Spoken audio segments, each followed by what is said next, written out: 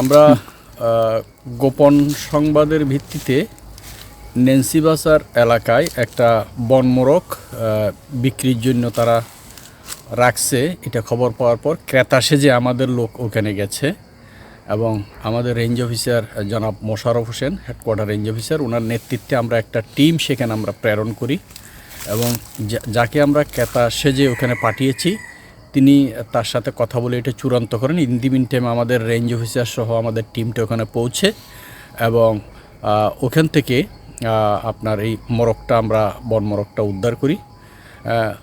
বন্যপ্রাণী সংরক্ষণ আইনে বনমোরগ সহ সকল বন্যপ্রাণী ধরা মারা এটা নিষিদ্ধ, এটা শাস্তিযোগ্য অপরাধ। আমরা আশা করব এই খাগড়াছড়ি বনাঞ্চলে প্রচুর বন্যপ্রাণী আছে।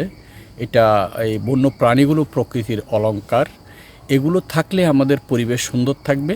টানা তৃতীয়বার অর্জন করেছে দেশের সেরা সুপার ব্র্যান্ড স্বীকৃতি বসুন্ধরা টিস্যু। এখানে যে পর্যটকরা আসে তারা যদি এই বন্যপ্রাণীগুলো যদি এখানে বিচরণরত অবস্থায় দেখে তারা খুব আনন্দিত হবে, আরও বেশি পর্যটক এখানে ভ্রমণে আসবে। এখানকার যে অর্থনৈতিক কর্মকাণ্ডে এই পর্যটনটা একটা বিরাট একটা ভূমিকা রেখে যাচ্ছে। আমরা যদি প্রকৃতিকে সুন্দর রাখতে পারি, বন্যপ্রাণীকে রক্ষা করতে পারি, পরিবেশকে যদি সংরক্ষণ করতে পারি, ভবিষ্যতে খাগড়াছড়িতে এই পর্যটনের উপর যারা বেঁচে আছে, পর্যটনকে অবলম্বন করে যাদের জীবিকা নির্বাহ হয়, আমরা এই পর্যটনকে যদি আরও সম্প্রসারিত করতে পারি তারা আরও ভালো থাকবে এবং খাগড়াছড়ি ভালো থাকবে। ভবিষ্যতে একটা সুন্দর খাগড়াছড়ি আমরা বিনির্মাণ করতে পারবো, পর্যটন বান্ধব একটা খাগড়াছড়ি বিনির্মাণ করতে পারবো, এই প্রত্যাশা আমি রাখছি।